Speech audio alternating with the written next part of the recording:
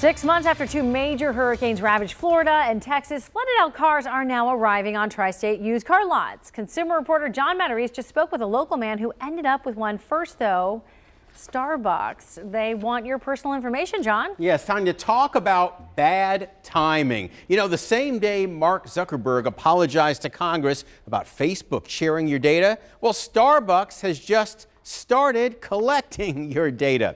Starbucks customers across the country report that the coffee chain is now asking for your email address and zip code to log on to their free Wi-Fi for the first time in several years. Now, Starbucks says this is to email deal offers to its customers. Not bad, but you know, the timing couldn't be worse.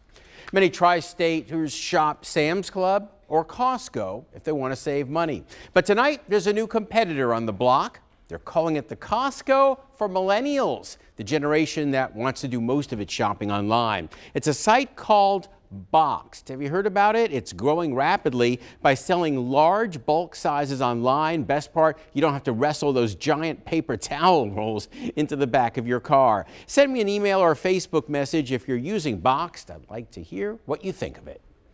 Ever wonder what happens to all the cars flooded out by recent hurricanes? Well, most are scrapped, but some get a second life sold to unsuspecting buyers in northern states like Ohio and Kentucky. And tonight, a local Newport man says he just got stuck with one and is a warning to all car buyers.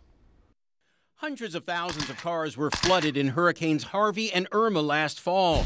Steve Porter believes he just got stuck with one, a 2005 Chevy van. They're white residue, and if you wipe it off, it's salty. But a day after his purchase, warning lights started coming on. First thing we noticed was the ABS, which is brakes, and airbag. He took it to a shop where a mechanic told him it wasn't road salt, but sea salt causing his troubles.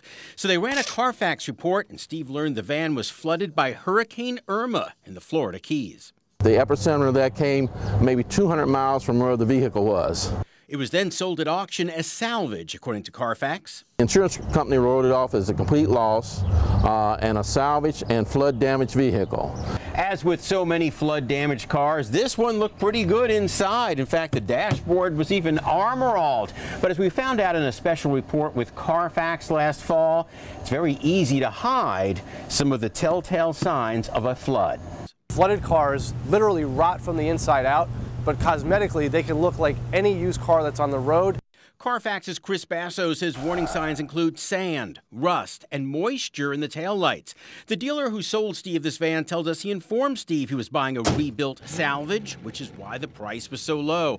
But Steve says the word flood was never used, or he never would have bought it. Now, we're not naming the car lot at this point because if indeed they told Steve it was a rebuilt, salvaged car, they did nothing wrong according to Kentucky state law. But this is why you have to be extra diligent this year buying a used car. Inspect the title, pay for a Carfax report, and be very suspicious of any used car from Florida or from Texas so you don't waste your money. Tanya?